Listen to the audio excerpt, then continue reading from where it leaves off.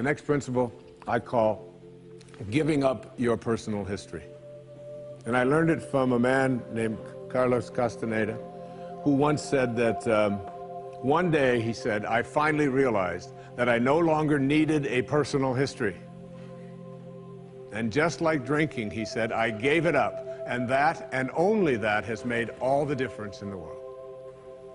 You know, the nice thing about giving up your personal history is that if you don't have a story, you don't have to live up to it. All of us have these bags of manure that we carry around with us called our past, and the people who have done things to us, and the events and the circumstances, all of this stuff that we use and we bond to.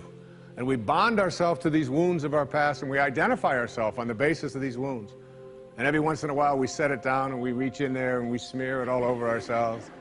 And then we wonder, why does my life smell so bad? I don't understand this.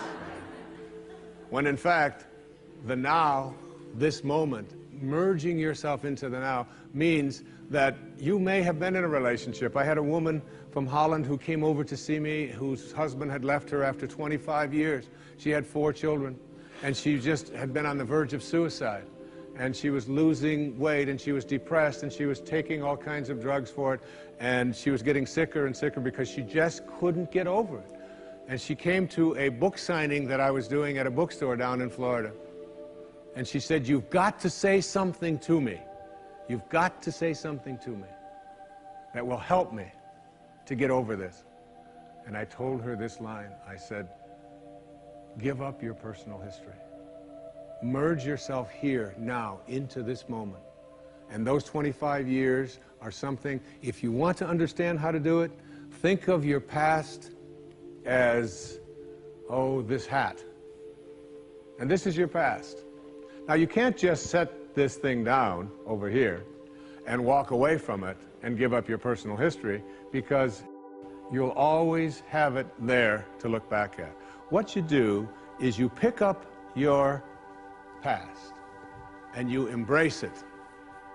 You understand it, you accept it as, I had to go through these things that I had to go through in order for me to get to this place today, and the evidence for that is that I did. You don't need any more evidence. You did. And then you toss it. You toss it. You embrace it and you toss it. And you merge into the now by giving up your attachment. And some of you have heard me use the metaphor of the wake. Alan Watts talked about the wake is not what drives the boat.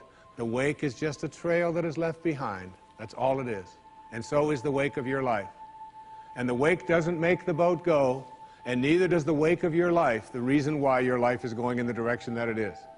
The wake is a trail that is left behind, and it's an illusion to believe that it is the cause of your suffering or your struggles or your difficulty. Give it up. Let it go. Embrace it, understand it, get help doing that if you must, and then move into the now.